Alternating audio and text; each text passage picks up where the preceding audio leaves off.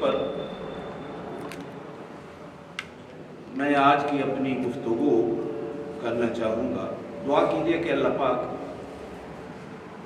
علماء اولیاء سے سچی محبت نصیب فرمائیں، اور اللہ پاک ان کے اقوال پر، ان کے نصائح پر اور ان کی دل پذیر باتوں پر اللہ پاک ہم سب کو عمل کی توفیق بخشے۔ ایک جگہ لکھا ہے ان کا قول، فرماتے ہیں کہ ایک ہوتا ہے نیک یار اور ایک ہوتا ہے نیک کار۔ مطلب کیا کہ ایک ہوتا ہے اچھا دوست اور ایک ہوتا ہے اچھا کام۔ کار نیک یا یار نیک، اچھا کام یا اچھا دوست، ان دونوں میں سے کون سی چیز اچھی ہے؟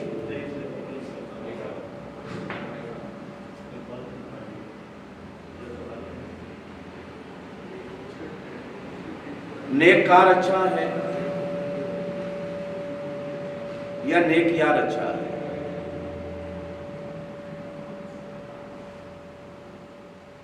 اچھا دوست بہترین ہے یا اچھا عمل بہترین ہے؟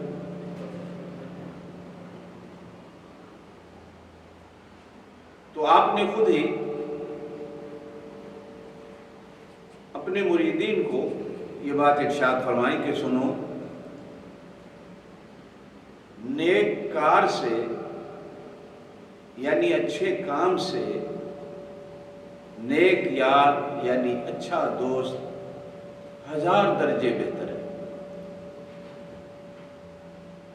اس لیے کہ کام میں کبھی انسان سستی بھی کر جاتا ہے،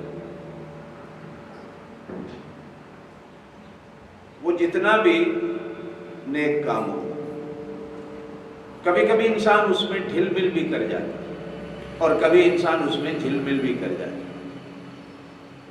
اور دیکھنے میں یہ آیا ہے کہ اکثر اچھا کام کرنے سے انسان کے دل کے اندر خودی یعنی غرور پیدا ہوتا ہے، بڑھائی یعنی تکبر پیدا ہوتا ہے، ریاکاری دکھاوا پیدا ہوتا ہے، اور اس کے بدلے میں اچھا دوست نیک یار 1000 درجے اس لیے اچھا ہے کہ انسان کا قدم اگر کہیں ڈگمگانا چاہتا ہے تو اچھا دوست اس کے قدموں کو سنبھالتا ہے۔ نگاہیں کہیں غلط کام کرنا چاہتی ہیں تو اچھا دوست نصیحت کرتا ہے۔ زبان کہیں برا بولنا چاہتی ہے تو اچھا دوست دوستی کی لگام ڈال دیتا ہے۔ دوستی انسان کو 1000 کام آ جاتی ہے بشرطے کہ اچھی ہو،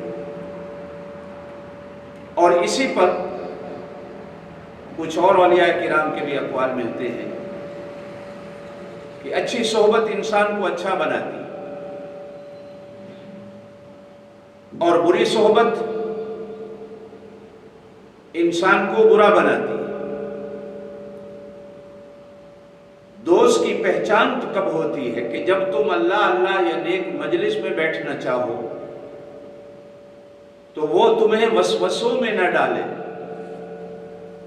وہ تمہیں اس راہ سے دور نہ لے جائے، تمہارے قدم ڈگمگا نہ جائیں اور وہ تمہارے قدموں کو سنبھال لیں۔ اگر اچھا دوست تمہیں نیک کاموں سے روکتا ہے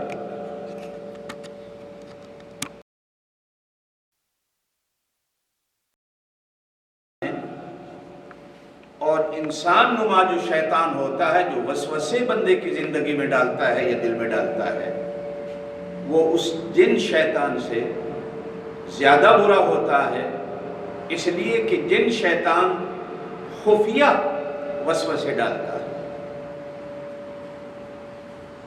اور یہ شیطان نما انسان جو دوستی کے روپ میں آپ کے پاس آتا ہے، جو آپ کو برے راہوں پہ ڈالتا ہے، یہ بالکل بظاہراً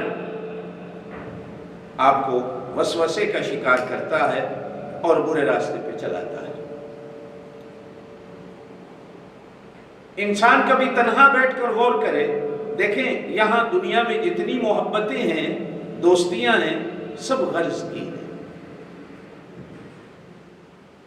ہر ایک دوستی اور محبت میں کہیں نہ کہیں غرض ہے، بے غرض کوئی محبت نہیں دنیا میں۔ ہاں کچھ محبتیں ایسی ہیں جو بے غرض ہیں، وہ میں بعد میں عرض کرتا ہوں۔ اس وقت تجربہ، مشاہدہ دنیا کا یہی ہے کہ دنیا کی محبتیں غرض رکھتی ہیں۔ کہا جاتا ہے ماں باپ کی محبت بڑی اعلیٰ ہوتی ہے، لیکن کہیں نہ کہیں جا کر اس کے اندر بھی غرض آ جاتی ہے کہ ایک وقت آتا ہے کہ ماں باپ یہ سوچنے پر مجبور ہوتا ہے کہ یہ اولاد ہماری ہاتھ کی چھڑی بنے گا، بڑھاپے میں ہمارا سہارا بنے گا، ہماری فکر کرے گا، ہمارا ہاتھ پکڑ کے چلے گا۔ یہ بھی ایک غرض ہے۔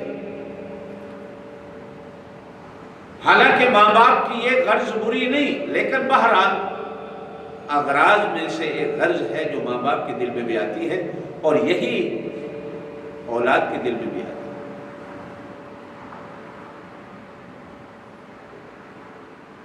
کہ میرے جب تک ماں باپ ہیں ان کا سہارا پکڑوں، اور پھر کچھ اولاد تو ایسی ہوتی ہے جو زندگی میں ماں باپ کے سر چڑھتی ہے کہ وراثت کا بٹوارا کرو تاکہ میرا حق مجھے مل جائے، اور کچھ پھر ہوتی ہے اولاد ایسی جو مرنے کے بعد سر پٹول کرتی ہے، بھائی بھائی کا سر پھوڑتا ہے، بہنوں کو حق نہیں ملتا۔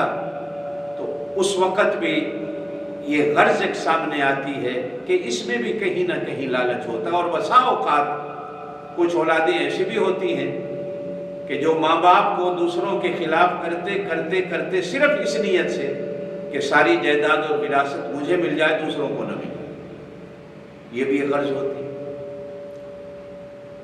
استاد کو بھی کہا جاتا ہے بڑی محبت ہوتی ہے شاگردوں سے، لیکن یہ بھی غرض سے خالی نہیں۔ اور اسی طرح شاگرد استاد سے عقیدت اور محبت رکھتا ہے تو وہ بھی کبھی کبھی غرض سے خالی نہیں ہوتا۔ یہی حال میاں بیوی کی محبت کا ہے کہ میاں بیوی کی محبت کے اندر بھی دونوں طرف سے غرض شامل ہوتی ہے۔ یہی حال پیر مرید اور مرید اور پیر کی محبت کا ہے، یہی حال بڑے چھوٹے کی محبت کا ہے، یہی حال حکمرانوں کو غریبوں کے دروازے پہ لاتا ہے اور غریبوں کو حکمرانوں کے دروازے پہ لے جاتا ہے، علماء کو حکمرانوں کے دروازے پہ لے جاتا ہے اور حکمرانوں کو علماء کے دروازے پہ لے جاتا ہے۔ غرضیں پوشیدہ ہوتی۔ دنیا میں صرف 2-3 محبتیں ایسی ہیں جن میں کوئی غرض نہیں، بالکل 100% غرض سے خالی۔ ایک وہ محبت ہے جو اللہ کی اپنے بندے کے ساتھ، ایک وہ محبت ہے جو رسول صلی اللہ علیہ وسلم کی اپنی امت کے ساتھ۔ اللہ کو کوئی غرض نہیں بدل، حتیٰ کہ کہا گیا کہ ساری دنیا حضرت ابوبکر صدیق رضی اللہ تعالی عنہ کی طرح ایماندار بن جائے تو اللہ کو کوئی غرض نہیں، اس لیے کہ اللہ کی خدائی میں، اللہ کی شان میں کوئی اضافہ نہیں ہو سکتا۔ اور ساری دنیا اگر ابو جہل کی طرح کفر کرنے لگ جائے تو بھی اللہ کی خدائی کو کوئی فرق نہیں پڑ سکتا، اس لیے کہ اللہ کو اس سے بھی کوئی غرض نہیں۔ حدیث قدسی ہے، اور یاد رکھیے گا حدیث قدسی اس حدیث کو کہا جاتا ہے۔ حدیث کیا ہوتی ہے؟ وہ پاک نبی صلی اللہ علیہ وسلم کی بات اور گفتگو ہوتی ہے، وہ قول ہوتا ہے۔ جسے سنت کہا جاتا ہے وہ آپ صلی اللہ علیہ وسلم کا عمل ہوتا ہے۔ ہمارے ہاں دونوں چیزوں کو سنت بھی کہا جاتا ہے، لیکن علماء کرام نے اس کی تقسیم کر رکھی ہے۔ آپ صلی اللہ علیہ وسلم کا قول وہ حدیث کہلاتی ہے، آپ کا عمل سنت کہلاتی ہے۔ اس لیے کہ کئی چیزیں ایسی ہیں جو صرف آپ کا قول ہے وہ سنت نہیں بنی، اور کئی چیزیں ایسی ہیں جو سنت تو بنی ہیں وہ قول میں اتنی شدت اختیار نہیں کرتی۔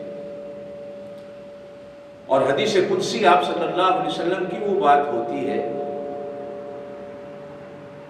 جو اترتی تو اللہ کی طرف سے، وحی کے لیے اللہ کا فرمان ہوتا، لیکن وہ قرآن کی آیت نہیں۔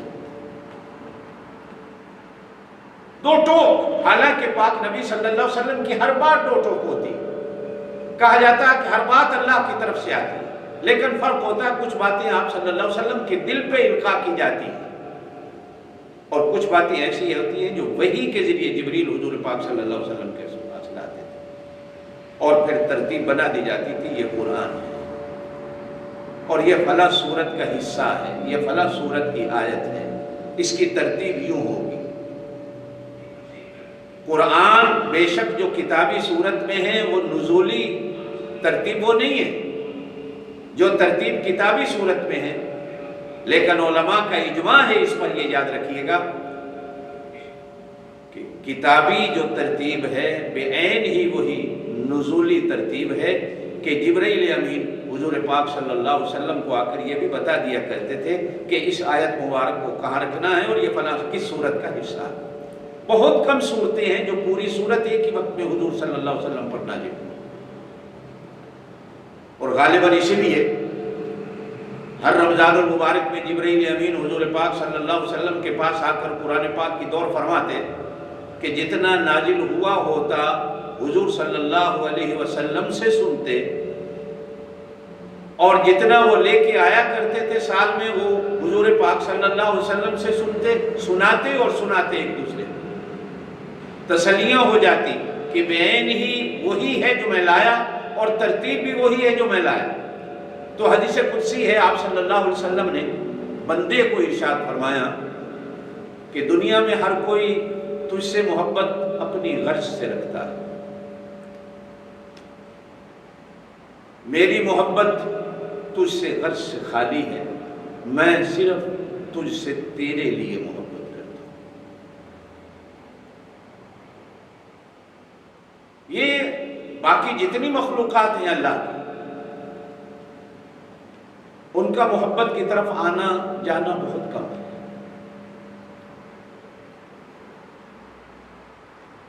انسان کے خون کے اندر اللہ پاک نے محبت کا جذبہ بنایا، وہ فرشتوں میں نہیں ہے، فرشتوں کی طرف محبت کا آنا جانا ہی نہیں، انہوں نے کبھی محبت کی اونچ نیچ کو دیکھا ہی نہیں، اس لیے کہ ان کے ماں باپ نہیں تو وہ ماں باپ کی محبت سے خالی، ان کی بیویاں نہیں تو وہ بیویوں کی محبت سے خالی، ان کے بچے نہیں تو وہ اولاد کی محبت سے خالی ہیں، ان کے بہن بھائی نہیں تو وہ بہن بھائیوں کی محبت سے خالی ہیں، ان کے رشتہ دار خاندان نہیں تو وہ خاندانی اور رشتہ داری کی محبت سے خالی ہیں، جنات ہیں محبت کا جذبہ ہی نہیں، سب جھوٹ ہوتا ہے۔ کہ جیسے آج کل تویز فروشوں نے یہ ایک ڈھنگ بنایا ہوا ہے کہ فلاں عورت کے ساتھ یا آدمی کے ساتھ فلانا جن عاشق ہو گیا وہ اس سے محبت کرتا ہے، یہ جذبات سے خالی ہے محبت کے۔ نفرت کا جذبہ تو ہے جن کے اندر، شیطان کے اندر، محبت کا جذبہ نہیں، اس لیے کہ محبت اطاعت سکھاتی ہے، محبت اطاعت سے پوری ہوتی ہے، ماننے سے پوری ہوتی ہے۔ اگر اس کے اندر محبت کا جذبہ ہوتا تو جب اللہ پاک نے اس سے کہا تھا آدم کو سجدہ کر تو آدم کو سجدہ کرنے میں سجدہ ریز ہو جاتا، انکار نہ کرتا، اور جب انکار کرتا ہے تو اس کی وجہ بھی خود بتاتا ہے کہ انا خیر منہ خلقتنی من نار وخلقتہ، میں اس سے بہتر ہوں اس لیے کہ میں آگ سے بنا ہوں اور وہ مٹی سے بنا ہوں۔ لیکن اللہ پاک نے اسی مٹی کے مجسمے کو محبت کا مجسمہ بھی بنایا اور اپنی محبت بھی اس کے اندر ڈالی ہے، اور اس کے دل میں بھی اپنی محبت کو ڈالا ہے اور اپنے ہاں بھی اس کی محبت کو رکھا ہے۔ یحبہم و یحبونہ، وہ ان سے محبت کرتا ہے اور یہ اس سے محبت کرتے ہیں۔ یہ ایک بڑی عجیب آیت ہے، قرآن پاک کی ٹکڑا ہے، سمجھنے والا ہے۔ یحبہم و یحبونہ، ہم سمجھتے ہیں کہ پہلے ہم اللہ سے محبت کرتے ہیں پھر اللہ ہم سے محبت کرتا ہے، لیکن قرآن اس کا الٹ کہتا ہے، نہیں، پہلے وہ بندوں سے محبت کرتا ہے پھر بندے اس سے محبت کرتے ہیں۔ تو اس نے محبت کی نسبت کو پہلے اپنی طرف لوٹایا کہ پہلے میں محبت کرتا ہوں۔ اگر میں محبت نہ کرتا ہوتا تو میں باقی دنیا کی طرح بھی انسان کو بھی کن کہہ کے بنا دیتا، باقی چیزوں کی طرح انسان کو بھی کن کہہ کے بنا دیتا۔ میں نے اس کو محبت سے بنایا اور اس کے بنانے پر میں نے 9 مہینے اپنی قدرت کی کاریگری کی۔ جہاں اس کا ہر جوڑ مجھے اچھا لگا میں نے وہاں لگایا۔ یہ محبت کی ایک دلیل ہے کہ اللہ بندے سے کتنی محبت کرتا ہے۔ پاؤں اس کے میں نے جہاں مجھے اچھے لگے میں نے وہاں بنائے۔ ذرا سوچیے اگر پاؤں سر کی جگہ ہوتے، سر نیچے ہوتا تو کیا ہوتا؟ جہاں اللہ نے آنکھیں لگائی، جہاں اسے پسند نہ وہاں اس نے آنکھیں۔ اگر آنکھیں ہماری پیروں کے ساتھ لگی ہوئی ہوتی تو کیا ہوتا؟ کان جہاں اس نے اپنی محبت کے جذبے سے جہاں لگائے، اچھے لگائے، اگر کسی اور جگہ پہ ہوتے تو کیا ہوتا؟ بلکہ ایک بڑی عجیب بات ذہن میں آئی کہ دنیا کا ہر جانور، ہر پرندہ وہ سر جھکا کر رزق کھاتا ہے۔ وہ زمین پہ چونچ مارتا ہے یا اپنی کھرلی میں سر جھکاتا ہے، پانی کو بھی سر جھکا کے پیتا ہے، کھانا بھی سر کو جھکا کے کھاتا ہے۔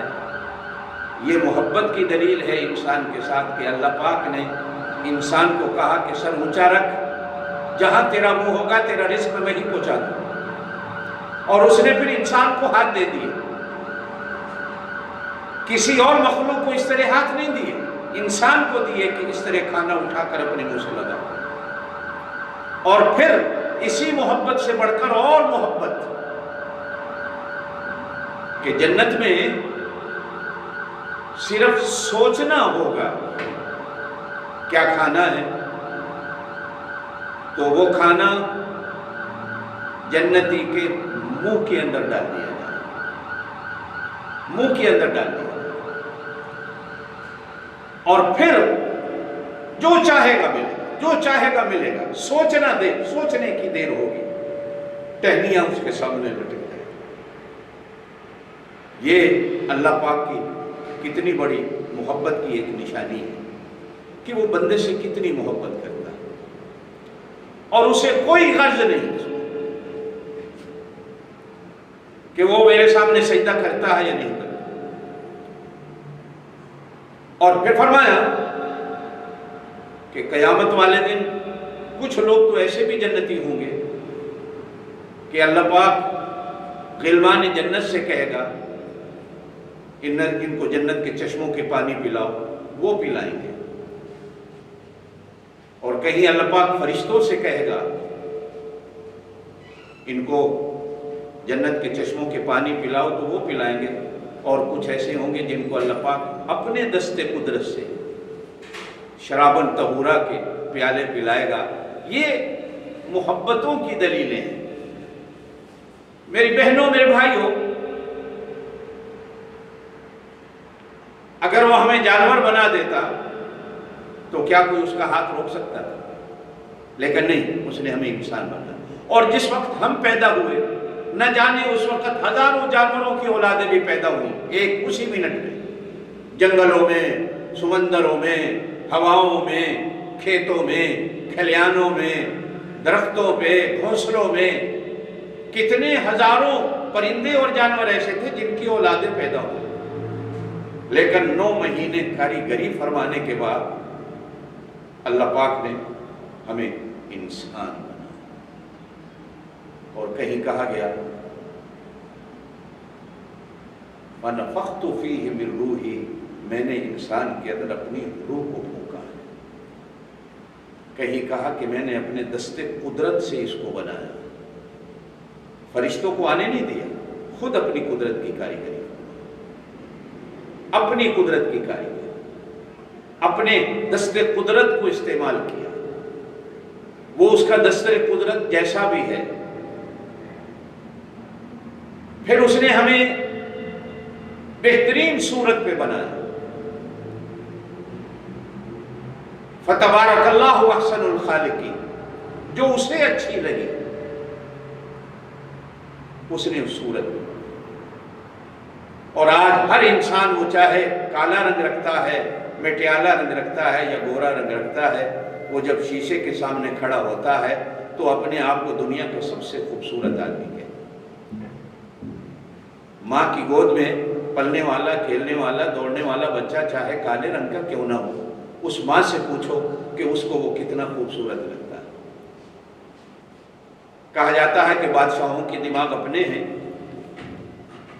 ایک دفعہ بادشاہ نے بھی اپنے مکان کی چھت پہ بیٹھے اپنی بیوی کی خوبصورتی کی تعریف کرتے ہوئے کہہ دیا کہ اگر تم چاند سے زیادہ خوبصورت نہ ہو تو تمہیں 3 طلاق۔ اب نشے میں کہہ تو بیٹھا، ان کے دماغ تو ایسے ہی ہوتے ہیں بادشاہوں کے۔ معلوم ہوتا ہے پرانے وقتوں میں بھی ایسے ہی تھے، آج کل کے بھی ایسے ہی ہیں۔ ان کا اپنا دماغ تو ہوتا نہیں۔ ایک ایک آدمی نے اپنے دماغ کی تار کو ہلانے کے لیے 20 مشیر مقرر کر رکھے ہوتے ہیں۔ ایک اللہ کی ذات ہے جس کو کسی مشیر کی ضرورت نہیں، وہ ایسا بادشاہ ہے، وہ خود فیصلے کرتا ہے، وہ یو ٹرن لینے والا نہیں، وہ اپنے فیصلے کو بدلنے والا نہیں، اس کے فیصلے میں کبھی رد و بدل نہیں ہوتا۔ لا تبدیل لکلمات اللہ، لا تبدیل لخلق اللہ۔ دنیا کی کوئی طاقت ایسی نہیں جو اس کی تقدیر کو بدل دے، اس کی تدبیر کو بدل دے۔ ہاں، کبھی کبھی کہا جاتا ہے کہ دعائیں تقدیر کو بدل دیتی ہیں، تو علماء نے اس پر بھی بات لکھی ہے کہ اس کتاب کے اندر ساتھ یہ بھی لکھا ہے، ایک لائن خالی چھوڑ کر کہ یہ دعا کرے گا تو ہم اس کے لیے یہ لکھ دیں گے، یہ کر دیں گے، یہ اس کے لیے یہ ہو جائے گا۔ یہ نہیں کہ لکھا ہوا مٹ جاتا ہے۔ اب جب عقل آئی تو بیوی کو سمجھدار تھی تو اس نے کہا صاحب مجھے تو طلاق ہو گئی، لہذا میں تو آپ کا گھر چھوڑ کے جا رہی ہوں۔ اسے محبت بہت تھی، اب فکر میں پڑا، اب علماء کی ضرورت پڑی۔ یہ بادشاہ ہوں یا آپ اور ہم جتنے ہیں، ہمیں بھی اس وقت علماء کی ضرورت پڑتی ہے جب ہم مصیبت میں پھنس جاتے ہیں۔ اس وقت پھر علماء کے دروازے پہ ہر کوئی بھاگتا ہے۔ یہ دیکھیں، یہ قیامت کی نشانیوں میں سے ایک نشانی ہے کہ جب لوگ اپنے علماء کی ناقدری کریں۔ اب علماء نے کہا صاحب طلاق ہو گئی، اب وہ چاہتا نہیں کہ میں اس کو گھر سے چھوڑوں، یہ میرا گھر چھوڑ کے چلی جائے۔ تو چلتے چلتے امام شافعی رحمۃ اللہ علیہ تک بات پہنچی تو امام شافعی رحمۃ اللہ علیہ نے فرمایا کہ ہاں میرے پاس ایک دلیل ہے کہ اس کی بیوی کو طلاق نہیں۔ تو بادشاہ کے کانوں تک بات پہنچی تو امام شافعی کو طلب کیا گیا، تو امام شافعی رحمۃ اللہ علیہ نے فرمایا کہ اللہ نے قرآن میں کہا فتبارک اللہ احسن الخالقین، لقد خلقنا الانسان فی احسن تقویم۔ دنیا کی کوئی اور مخلوق انسان کی حسن و صورت کا مقابلہ نہیں کر سکتی، انسان سب سے زیادہ خوبصورت ہے۔ قرآن میں اللہ پاک نے قسمیں کھا کر کہا والتین والزیتون وطور سینین وہذا البلد الامین، اور یہ لقد بھی قسم ہوتا ہے، خلقنا الانسان فی احسن تقویم، 5 قسمیں کھا کر۔ میں اس تفصیل میں نہیں جاتا کہ قسمیں اللہ نے کن چیزوں کی کھائی ہیں، فرمایا خلقنا الانسان فی احسن تقویم، ہم نے انسان کو سب سے زیادہ بہترین خوبصورت، احسن جسے کہا جاتا ہے۔ ایک ہوتا ہے حسن، ایک ہوتا ہے حسین، ایک ہوتا ہے جمال، ایک ہوتا ہے جمیل، ایک ہوتا ہے کمال، ایک ہوتا ہے اکمل، ایک ہوتا ہے کامل۔ اکمل سب سے بڑا ہوتا ہے، احسن سب سے بڑا ہوتا ہے، اجمل سب سے بڑا ہوتا ہے، اکمل سب سے بڑا ہوتا ہے۔ احسن انسان کو اللہ فرماتے ہیں کہ سب سے زیادہ خوبصورت بنا ہے، یہ اس کی محبت کی دلیل ہے۔ اور پھر آگے چلیے تو اور سونے پہ سہاگا کہ اس نے ہمیں مسلمان بنا. مسلمان سے زیادہ محبت کرتا ہے، مسلمان بھی اس سے محبت کرتا ہے، محبت وہ کافر سے بھی کرتا ہے. اس لیے کہ اگر نہ کرتا ہوتا تو اس کو اپنے دسترخوان سے اٹھا دیتا، کبھی اپنے دسترخوان پر نہ بیٹھنے دیتا. وہ پانی اس کو بھی دیتا، سورج کی روشنی اس کو بھی دیتا، ہوائیں ٹھنڈی اس کو بھی دیتا. یہ نہیں کہ اس کے لیے ہوا بند کر دی جاتی. اللہ پاک نے کبھی بادلوں سے نہیں کہا کہ مسلمان کی بستی پر جا پر برسنا ہے، کافر کی بستی پر جا کر نہیں برسنا. وہ سب کی بستیوں پر برستا ہے، برابر کا حصہ ملتا ہے. لیکن بہرحال وہ مسلمان سے زیادہ محبت کرتا ہے، اس لیے کہ مسلمان اپنے آپ کو اسی کا سمجھتا ہے، اسی کا اپنے آپ کو محتاج سمجھتا ہے. اور اللہ بھی مسلمان سے زیادہ محبت کرتا ہے. اس نے ہمیں مسلمان بنایا اور پھر مسلمان بنا کر بھی اپنے اس محبوب صلی اللہ علیہ وسلم کا امتی بنایا کہ جن کو اللہ نے اپنا محبوب کہا. اب اس محبوب کے صدقے محبت بڑھتی چلی جا رہی ہے امت. یہ امتی کا امتی سے محبت، یہ اسی محبت کا جذبہ ہے. ماں باپ مسلمان، اولاد مسلمان، تو یہ محبت کا جذبہ جو ماں باپ کے دل میں آتا ہے محبت کا اولاد کا، یہ اسی محبت کے جذبے کا ایک سبق اور ایک تسلسل ہے جو چلتا چلا جا رہا. ایک حدیث کے اندر فرمایا گیا، محبت کے نور کی شعائیں جب میں زمین پہ پھینکتا ہوں تو سب سے پہلے مسجد میں اترتی ہے، اور پھر مسجد میں بھی سب سے پہلے امام پر اترتی ہے، پھر امام کو مرکز بنا کر پھر پہلی صف میں جو سیدھی طرف کھڑا ہوتا ہے پھر اس پر اترتی ہیں، پھر جو بائیں طرف کھڑا ہوتا ہے اس پہ اترتی ہیں. اور ہمارے تو سب کے بڑے امام حضرت محمد رسول اللہ صلی اللہ علیہ وسلم ہیں. میں نے کل بھی عرض کیا تھا کہ حضور پاک صلی اللہ علیہ وسلم کا نام نامی جب بھی آئے، آپ صلی اللہ علیہ وسلم نے پوچھا صحابہ کرام سے، بخیل کون ہوتا ہے؟ کہا جو اللہ کے نام پر مانگنے والے کو نہ دے. کہا نہیں، میری نظروں میں بخیل وہ ہوتا ہے جس کے سامنے میرا نام آئے اور مجھ پر درود نہ پڑے. یہ ماہ مبارک کثرت سے درود پڑھیے، ڈائریکٹ بغیر کسی وقفے کے، بغیر کسی واسطے کے جناب نبی کریم علیہ الصلوۃ والسلام تک پہنچتا ہے اور حضور سنتے ہیں. یہ ہمارا ایمان ہے. اللہ سناتا ہے، حضور سنتے ہیں. اور بھائی کچھ خوش قسمت ایسے بھی ہوتے ہیں جن کو جواب بھی مل جاتا ہے. تو خیر،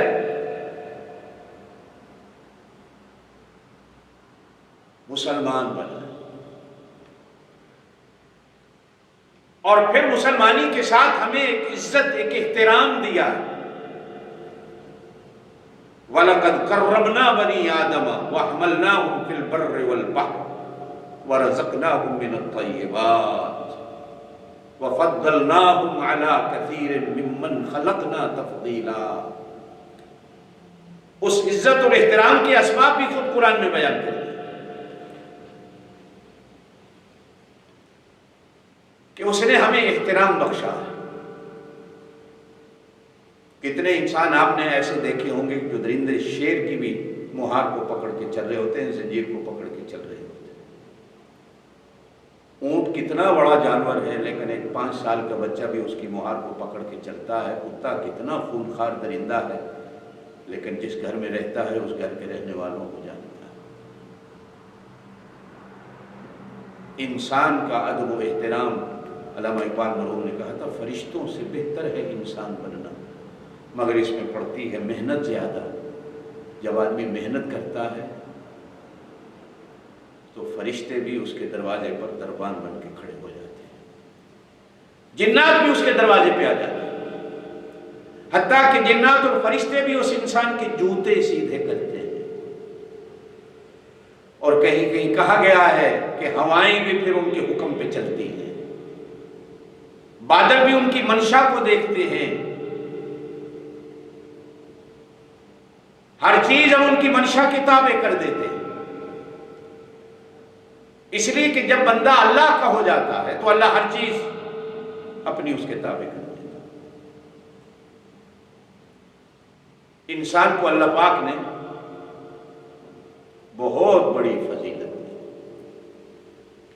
وَرَزَقْنَاهُم مِّنَ الطَّيِّبَاتِ، ہاں اس کے لیے پاکیزہ رزق رکھا ہے، اور جو پاکیزہ رزق کو استعمال کرتا ہے عزت اور احترام اسی کا ہوتا ہے۔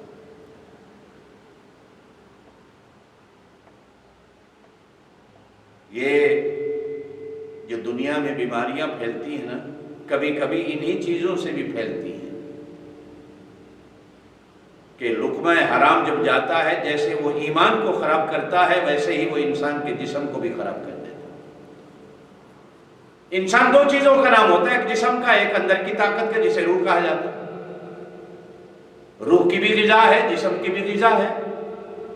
روح کو بنانے کے لیے بھی اللہ نے چیزیں بنائی ہیں، جسم کو بنانے کے لیے بھی اللہ نے چیزیں بنائی ہیں۔ جسم زیادہ کھانے پینے سے بنتا ہے، روح بھوکا پیاسا رہنے سے بنتی ہے، اور روح کا علاج یہ ہے، کہا گیا ہے کہ اس زمین پر اللہ کی تو غذا، تو کھانے پینے سب کا پاک ہے، لیکن فاقہ، بھوک، پیاس، یہ اس کرۂ ارض پر، زمین پر اللہ کی غذا ہے، یعنی اللہ کے بندوں کی غذا ہے، اور وہ اسی میں خوش ہوتے ہیں۔ کیا آپ نے نہیں سنا علماء سے کہ ام المومنین سیدہ کائنات حبیبہ حبیب خدا سلام اللہ علیہ و صلوات اللہ علیہ رضی اللہ عنہ، سیدہ عائشہ رضی اللہ تعالیٰ عنہ فرماتی ہیں کہ جناب نبی کریم علیہ السلام کے گھر کے چولہوں میں کبھی کبھی 3 مہینے لگاتار آگ نہیں جلتی تھی، ہم نے کبھی کچھ پکا کر نہیں دیکھا تھا۔ اماں گزارا کیسے ہوتا تھا؟ فرمایا کھجوریں آ جاتی تھی، پانی پی کر الحمدللہ۔ یہ فاقہ، یہ تو انبیاء کی نشانی ہے۔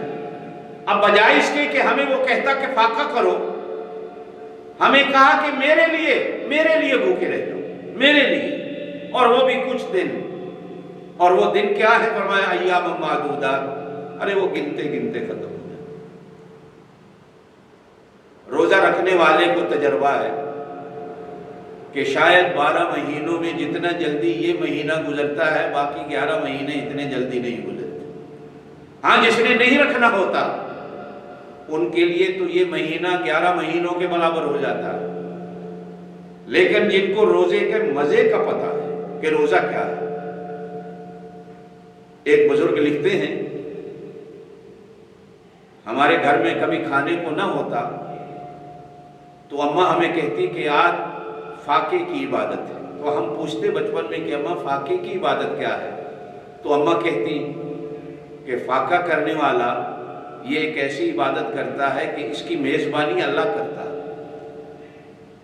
تو ہمیں ہماری اماں اچھے کپڑے پہناتی، خوشبو لگاتی کہ آج اس حال میں کھیلو کودو کہ شام کو تم اللہ کے مہمان ہو، اور وہی ہوتا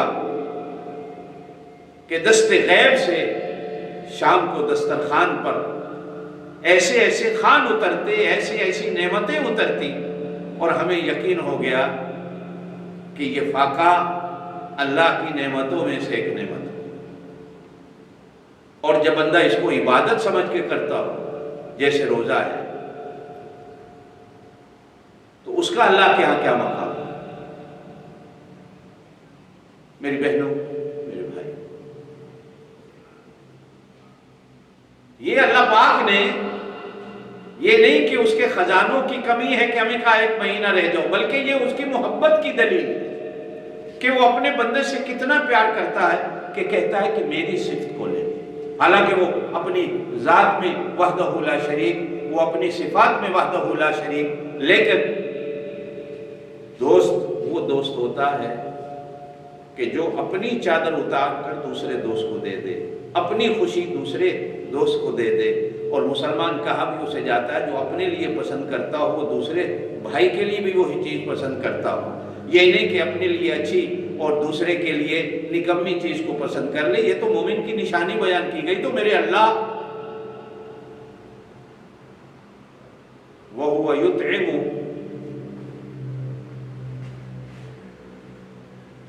وہ کھاتا نہیں وہ کھلاتا ہے، ولا یطعم وہ کھاتا نہیں وہ کھلاتا ہے، وہ پیتا نہیں وہ پلاتا ہے۔ اور پھر کہا گیا کہ تم اپنے اوپر اللہ کے اخلاق کی چادر ڈالو، اللہ کے اخلاق کی اپنے اوپر چادر ڈالو، اللہ کے اخلاق کا لباس پہن لو، اللہ کے اخلاق کی دستار اپنے سر پہ رکھ لو، اللہ کے اخلاق کی ٹوپی اپنے سر پہ پہن لو۔ کتنا بڑا وہ محسن ہے، محبت کرنے والا، کہ وہ اپنی چادر اتار کر اپنے بندے کے سر پہ رکھ دیتا، اپنی عزت کی پگڑی اتار کر اپنے بندے کے سر پہ رکھ دیتا، اور چاہتا ہے کہ میرا بندہ میری صفات کو اپنا لے۔ یہ کتنی بڑی اس کی محبت کی نشانی ہے۔ یہ ماہ مبارک اس کی محبت کی علامات میں سے، نشانیوں میں سے ایک نشانی ہے، اور اس کی محبت کی عظمتوں میں سے ایک عظمت ہے، محبت کی معراجوں میں سے ایک معراج ہے یہ مہینہ جو اس نے ہم سب کو نصیب فرمایا ہے۔ اللہ پاک ہمیں اس مہینے کی عظمتوں کی، عزتوں کی، احترام کی واقفیت نصیب کر دے، اور اللہ ساری دنیا کے انسانوں کو اس بلا، اس مصیبت سے، اس بیماری سے، اس آفت سے محفوظ رکھے۔ اللہ ہمارے وہ مسلمان بھائی، کسی کو بھی اللہ پاک اس مہینے کی رحمتوں سے محروم نہ کرے، ہر ایک کی جھولی میں اللہ پاک اس مہینے کی رحمتوں کو وافر مقدار میں ڈال دے۔ اللہم صلی وسلم وبارک علی سیدنا و مولانا محمد وعلی آلہ و اصحابہ، سبحان ربک رب العزت عما یصفون وسلام علی المرسلین والحمد للہ رب العالمین۔ محبوب بھائی پوچھ رہے ہیں کہ تراویح نماز میں چھوٹی سورہ پڑھ سکتے ہیں، اور یہ 20 رکعت میں ریپیٹ کر سکتے ہیں دوبارہ سورہ اخلاص؟ 20 رکعت تراویح، سوال کسی نے پوچھا ہے محبوب بھائی نے، صرف قل ہو اللہ پہ بھی پڑھ سکتے ہیں، پوری سورت ایک رکعت میں پڑھی، پھر دوسری رکعت میں پوری سورت پڑھی، چھوٹی صورتوں سے بھی اجازت ہے۔ اس امت پر آپ صلی اللہ علیہ وسلم کی رحمتوں کا جہان ہے، اللہ پاک کی رحمتوں کا جہان ہے۔ انسان کو اللہ پاک نے اتنا ہی بوجھ اٹھانا کے لیے کہا ہے جتنا وہ اٹھا سکتا ہے۔ آپ نہیں اٹھا سکتے تو آپ چھوٹی صورتوں سے نماز تراویح کو پڑھ سکتے ہیں، جائز ہے، کوئی گناہ نہیں۔ پورا قرآن پڑھنا تراویح میں ایک الگ سنت ہے، جو کھڑا ہو سکتا ہے کر سکتا ہے کر لے، بہرحال اس کی اجازت ہے۔